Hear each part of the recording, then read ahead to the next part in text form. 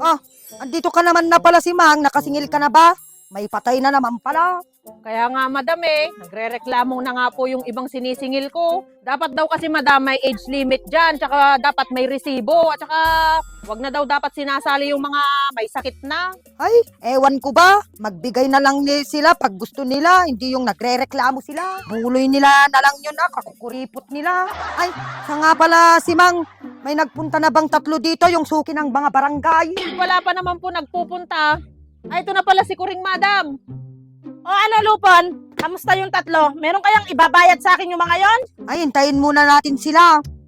Ganito pag wala silang ibabayad sa akin, takutin mo sila, nabibigyan mo na ako ng endorsement para dadalhin ko na sa pulis. Oh, ako nang bahala doon.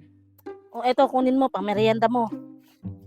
Ay, salamat Ikaw naman, dapat mamaya na lang. Baka makita tayo dyan sa CCTV. Andyan pa naman si Simang. Alam mo naman yan.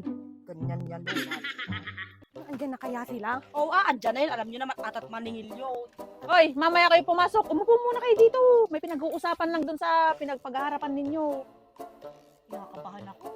Ikaw naman, Lele, kakabahan ka pa Sanay na sanay ka dyan. Kanina pa ba sila dyan, Chip? Ay, yung nagreklamo sa inyo, halos kararating lang. Tsaka yung si Lupon, wag niyong masyadong ini-stress yun kasi galing daw yun sa seminar. Tsaka hintayin niyo yung go signal ni Lupon bago kayo pumasok. Gang naman nila. Ikaw naman, maghintay ka naman kasi darating yung mga yon. O, dyan ka muna at magsisiyar muna ako habang hinintay sila. Kailangan ko nga at yung mga gumagawa to sa bahay walang naiwan. Aguray bit na makaisbuak. Urahin na kita. Oh, ano pang ginagawa nyo? Pumasok na kayo sa loob at ihihi muna ako. Oh, no, hindi niya na alam yung ginagawa niya. Tara na, pasok na tayo.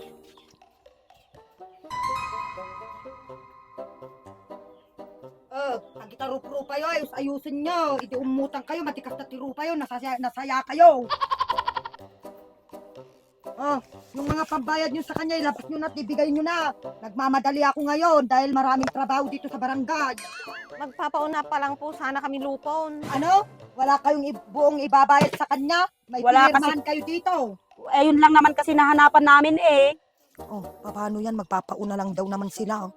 Hindi ang litilidin mo sila Oh, kasano atanay? Buo kanu nga pera nga itudyo ka rayta. Buo nilang kinuha yun, dapat buo din nilang ibalik. Ikaw naman sabi sa kanila. Ikaw ang lupon dito. Oh, paano yan? Ayaw niyang pumayag. Bigay niyo na kasi yung buo. Ngayon ante, kung ayaw nyo pong tanggapin yung ipapauna namin, wala na po kaming magagawa. Eh bakit kasi kayo umutang kung wala naman pala kayo babayad? Kaya nga dapat huwag kayong umutang kung wala kayong ibabayad. Oh, asan na yung ipapauna nyo para matapos na? Bilisan nyo, marami pa akong gagawin. Oh, kunin mo na yung ipapauna nila kaysa wala naman. Oh, amin na, ibigay ko na sa kanya. Oh, ante, ayan pa lang yung mapapauna namin ngayon. Oh, eto daw, 5,000 muna. Eh, kailan na naman yung mga pangako ninyo na ibabigay nyo yung mga kulang? Kayo, panay na lang pangako ang ginagawa ninyo eh. Lalo na kayong 3, para kayong mga pinitpit na bisikol ngayon. Ay, ante, hindi po namin may papangako na mabibigay po namin ngayon, pero hindi po matatapos tong buwan, may bibigay din po namin yan. Ay, wag nyo naman na sanang paabutin ng December. Alam nyo, magpepesta. Wala akong pasok nun, di ako papasok.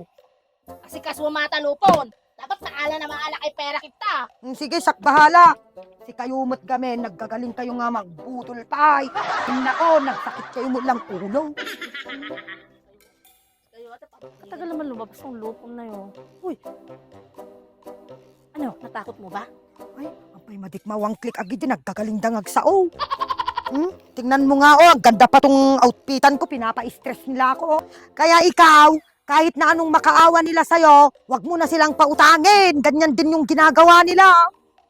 Ayaw, di ma.